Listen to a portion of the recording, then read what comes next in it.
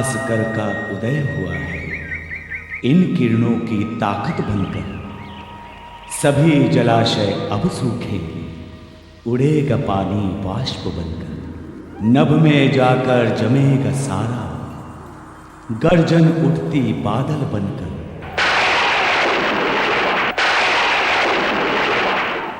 चम चम कड़कत बिजली चमकत, कुदरत बरसे टप टप टपकत, कुदरत बरसे टप टप टपकत, टप टप टपकत।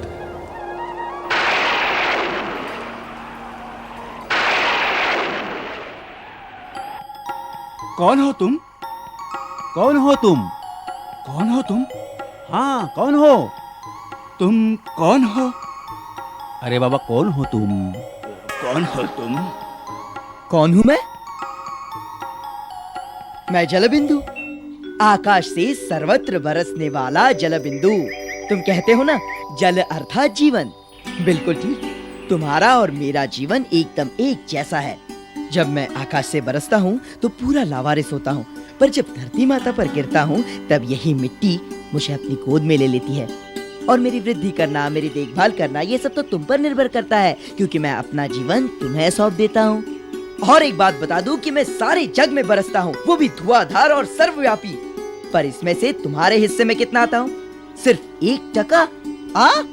और पर भाई, बाकी का 99% पानी कहाँ जाता है? आश्चर्य की बात है ना, पर सवाल एकदम उचित है, एकदम उचित सवाल। ये देखो, मैं ऐसे सीधा 97% समुद्र में जाता हूँ और 2% बर्फ बन जाता हूँ, जो तुम्हारे लिए मूल्यहीन होता है। पर जो 1% मैं तुम्हें मिलता हूँ, वो तुम्हारे लिए बहुत मूल्यवान होता है। और तभी तो मैं तुम्हारे लिए तालाब में, नदी नालों में, पहाड़ों पर बरसता हूँ और मिट्टी में समा जाता हूँ। आप जैसे बच्चों का पालन पोषण करते हो ना, वैसे ही अगर मुझे पालोगे, संभालोगे, तो मैं भी भरपूर सुख दूंगा और आनंद से बरसूंगा। लेकिन कुछ दुष्ट लोग एकदम विलन की तरह मेरी जान के पीछे पड़े हैं। अरे अरे चंडा लोग, क्या करते हो? क्यों इस तरह मेरी जान लेने पर तुले हो? देखा, स्वार्थी लोग कितने बहरे होते हैं और मन के कितने ठीठ होते हैं। और फिर यही लोग मुझे कोसते रहते हैं जैसा उल्टा चोर कोतवाल को डांटे। कहेंगे मैं सारी मिट्टी बहा कर ले गया और परिसर को बंजर कर गया। अब मैं आपको क्या बताऊं, कुछ सालों पहले तक ये इलाका हरा भरा था, पेड़ पौधों और फल फूलों से एकदम लदा हुआ था। मैं यहाँ जी भर कर बरसता था। इन्हीं पेड़ पौधों की वजह से मेरा तेज से तेज प्रवाह एकदम अल्लड़ता से मस्ती में बहता था। जैसे किसी बिगड़े और नाकारा बच्चे को रोकने के लिए उसके माँ बाप उसको चारों ओर घेरा डालते हैं, उसी तरह ये पेड़ पौधे, फल फूल मुझे भी घेरते, मुझे थामते, गहरे में रिसने देते, समुंदर की ओर फटकने तक नहीं देते। इसीलिए माए बाप, मेरी आपसे हाथ जोड़कर विनती है, पेड़ लगाओ, पानी बचाओ। अरे जिन वृक्षों की वजह से हमें जीवन मिलता है, उन्हें जी तोड़ कर बचाओ, नहीं तो तुम पर भयानक विपत्ति टूट पड़ेगी और फिर तुम्हारे मुंह का पानी सूखने में देर नहीं लगेगी।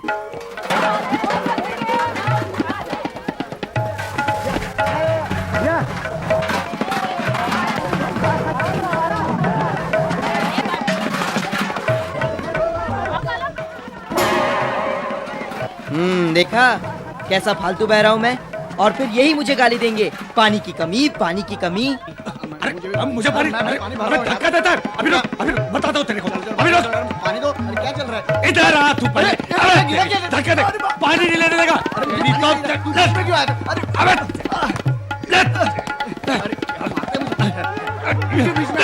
पानी भरा। अरे छोड़, तेरी तो पानी सबका चाहिए यार।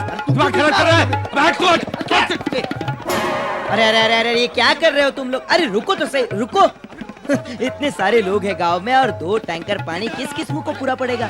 फिर घड़े से घड़ा बजेगा, मुंह से मुंह भिड़ेगा और फिर इस तरह यहाँ बेवजह से खून बहेगा और इस सारी आपाधापी में आधे से ज्यादा पानी बेमतलब बह जाएगा। लेकिन अकल का इस्तेमाल कौन करेगा? अरे मेरा क्या है, जैसे बहाओगे वैसा ही बहूंगा। फिर प्रलय होगा, फिर हाहाकार मचेगा।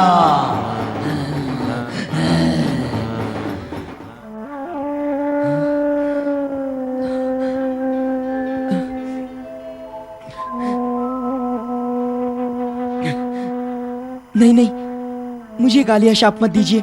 ये कोप तुम्हारे कारण हुआ है, तुम्हारी वजह से हुआ है। लेकिन ये समय एक दूसरे को दोष देने का नहीं, एक दूसरे को समझने का है। तुम यूं करो, मेरे लिए कुछ गतिरोधक लगाओ, कुछ विश्राम स्थल तैयार करो। जैसे तेज रफ्तार से दौड़ने वाली वाहनों के लिए स्पीड ब्रेकर्स बनाए जाते हैं ना, वैसे ही अब कंटूर बनाइए, कोल्हापुरी बांध बनाइए, गैबियन बनाइए, या फिर नदी, नाले, कुएं, नहरें बनाकर मेरा वेग कम कीजिए। फिर देखिए मैं कैसे सहजता से बहता हूँ, मस्ती चढ़े बैल की तरह। न कभी तकलीफ दूंगा और ना ही मैं कभी आपको हानि पहुँचाऊंगा। अरे अरे अरे क्या कर रहे हो? अरे अरे अरे क्यों, मजा आया कि नहीं?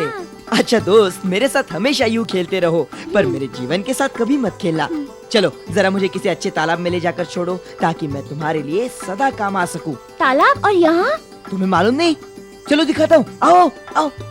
आजा आजा, ये देख। ओह माय गॉड, तालाब का क्या हुआ?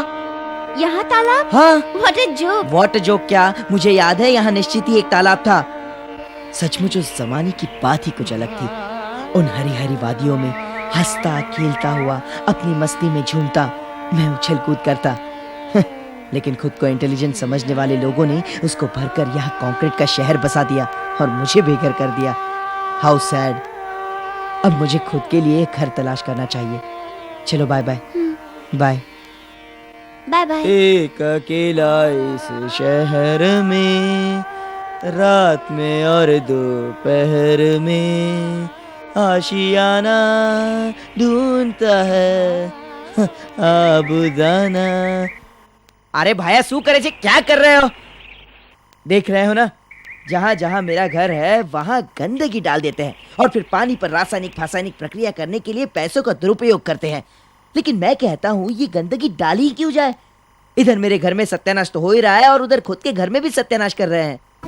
अयो, ये पीने का पानी है जी। ये हुस्सा, हाँ? मेरे को होशियारी सिखाती क्या रे? अयो अपनी पत्नी को उच्च कहता जे।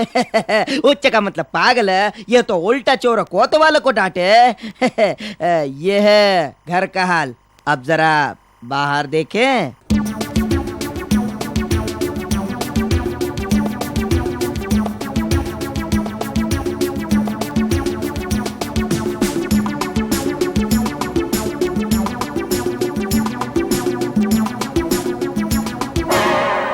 देखो ये पानी के भयानक रोग जंतु कहाँ और कैसे फैलते हैं।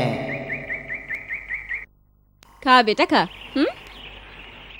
आपको और दूं क्या? नहीं नहीं, बहुत हो गया, लेकिन खाना बहुत बढ़िया बना है। अरे रुक रुक, पानी लाती हूँ। धीरे, अरे जल्दी लाना पानी। धीरे धीरे बेटा। ले पानी। डॉक्टर साहब, ये सब कैसे हो गया? ये सब दूषित पानी का ही परिणाम है। सत्यानाश हो इस पानी का। ये तीसरी बार है मेरी बेटी की जान के लाले पड़े हैं। लो, मतलब कुछ भी हो जाए दोस्त सिर्फ मुझे ही। मुझे तो लगता है जैसी करनी वैसी भरनी की जगह मानव की करनी और पीने के पानी में गंदगी भरनी, ये कहावत प्रचलित होगी। क्या हंस क्यों रहे हो? मजाक छोड़ो और उपाय ढूंढो। ओहो, पहले ये मिट्टी काली और कसदार और उपजाऊ थी, और अब देखो कैसी मरियल और निकस हो गई है। इसकी इतनी बुरी हालत की किसने? इस पर हक जमाने वाले किसानों ने ही ना। वाह, नाम लेते ही बंदा हाजिर हुआ। पूरे 100 साल जिएगा बेटा, मतलब मेरी तो और कई बरस ऐसी की तैसी करेगा। अरे जरा इसको कोई समझाओ बुझाओ कि बाबा रे, पैसों के मोह में और रंग रंगीलियां मनाने के खातिर मुझे मन मर्जी बाहर खींचते रहते हो, लूटते रहते हो और फसलों की सिंचाई करते रहते हो। सालों साल एक ही तरह की फसल ले लेकर माटी का सारा कस मारते रहते हो, और मेरी ही ताकत पर ये बड़े बड़े कारखाने खड़े करके मेरी और इन निष्पाप नागरिकों की जिंदगी के साथ खिलवाड़ करते हो। देखो देखो, ये खतरनाक रसायन किस दिशा में बह रहा है। बड़े बड़े उद्योग धंधे इन रसायनों को ठिकाने लगाने के नाम पर प्रदूषण फैलाकर तुम्हारे और मेरे लिए कैसी भयानक स्थिति उत्पन्न कर देते हैं। देखो उधर कैसे बड़ी मात्रा में फालतू बहता जा रहा हूँ। लेकिन इसके रोकथाम के लिए उपाय है मेरे पास। कौन सा? Rooftop rainwater harvesting. Chhatrapati Shivaji Maharaj के वक्त में दुर्गम किलों पर पीने का पानी इकट्ठा करने के लिए यही पद्धति इस्तेमाल की जाती थी। यही पद्धति मतलब सरकार की ओर से अभी शुरू की गई शिवकालीन पानी साठवण योजना। छप्पर का पानी आप जमीन के ऊपर या जमीन के नीचे बनाए टंकी के अंदर इकट्ठा कर सकते हैं। ये उपाय सबसे सरल और सस्ता है। अपने घर के आंगन में या फिर पिछवाड़े 12 बाय 12 और 6 इंच गहरा खड्डा बनाइए। उसके ऊपर एक कंक्रीट का फर्श बना लीजिए और 7 दिन तक लगातार पानी मारते रहिए। इसे और मजबूत करने के लिए ऊपर ऐसी जाली लगाइए। फिर टंकी का काम पूरा हो जाने पर उसके चारों तरफ तारों की एक जाली लगाइए। फिर इस टाकी के छिद्र सीमेंट से भर दीजिए। बाहर और भीतर सीमेंट का पलस्तर करने के बाद उस पर इस प्रकार का एक ढक्कन लगा दीजिए। ऐसी नाली लगाकर पानी के लिए रास्ता बनाइए। पानी के साथ बहकर आने वाले कचरे को रोकने के लिए इस तरह के कीप का भी उपयोग कीजिए। इस पद्धति से आपको भरपूर साफ सुथरा पानी मिलेगा, जिसका उपयोग गर्मियों में या पानी के अभाव के वक्त पीने के लिए होगा।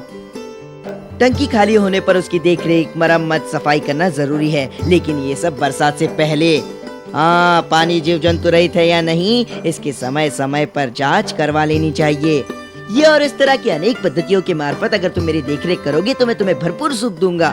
कहते हैं कि आग और पानी से मत खेलो, और फिर भी तुम खेलते हो और मेरे साथ साथ अपने जीवन को नष्ट करते हो। मैं तो धरती की गोद में गहरे में खुद को जमा करके रखता हूँ, लेकिन वहाँ से भी मुझे बाहर निकालकर मन मर्जी इस्तेमाल करते हो। फिर अकाल, बाढ़, महामारी जैसी भयंकर स्थिति उत्पन्न करते हो। ऊपर से शापित मुझे ही ठहराते हो। अब तुम्हें ही मुझे इस शाप से मुक्त करना होगा, क्योंकि तुम मुझे कितना ही नष्ट करने का प्रयत्न करो, मैं पुनः पुनः जन्म लूंगा। तुमको तो एक ही बार जन्म मिलता है, इसीलिए कहता हूँ कि अपने लिए और भावी पीढ़ियों के लिए मुझे संभालो, संभालो। तुम्हारे सारे अपराध मैं माफ कर दूंगा और तुमको भरपूर सुख दूंगा, समृद्धि दूंगा। प्रिय नागरिकों, इसीलिए कहता हूँ पानी रोको, पानी बचाओ और धरती सींचो। भरपूर वृक्ष लगाओ, पाल पोस कर उन्हें बढ़ाओ और नंदनवन बनाओ।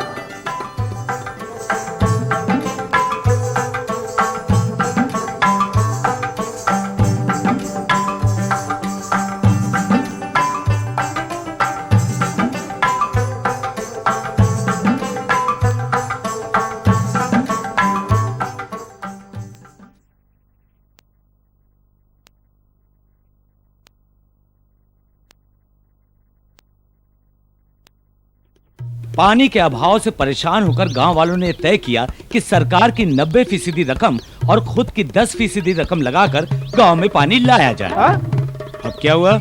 हाँ, नेताजी गांव वालों पर एहसान करने आए। अब इनकी सुने। अरे कैसा जन सहयोग, कैसा चंदा। जब कभी होगा तब हम ये योजना मुफ्त में करके देंगे। हमारे सिवा ये योजना सफल हो ही नहीं सकती। चलिए देखते हैं ठेकेदार क्या बोलता है। किसी योजना में मजदूरी करना आसान है, मगर उसे खुद लागू करना कठिन है। ये है हमारे गांव के इंजीनियर, चलिए इनकी भी सुनी लेते हैं। ये किसी एरे गहरे का काम नहीं है, ये काम है सिर्फ हमारा। ये हमारे गांव के अधिकारी। तभी तो मैं अपने बच्चों को हर रोज 12 रुपए की बोतल का पानी पिलाता हूँ। क्या इनकी इतनी औकात है हर रोज 200 लीटर के लिए 1 रुपया भी देने की? क्या हमारी औकात? ये सब सुनकर गांव वालों ने भी पक्का ठान लिया और गांव में पानी लाने का सपना साकार हुआ। थोडे श्रमदान थोडी वर्गणी, आणूया गावात निर्मळ पाणी, निर्मळ पाणी।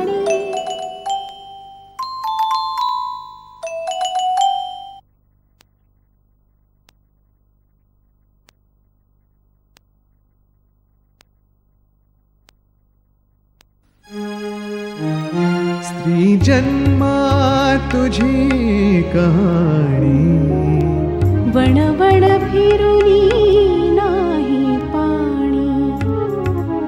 इस पानी की वजह से मेरे बच्चे की क्या हालत हो रही है। पानी की वजह से मेरी मजदूरी भी कटती है। बस इतने ही। आज भी लेट आई तो 20 रुपए काट दिए। भटकने और गंदे पानी से बीमारी बढ़ती है।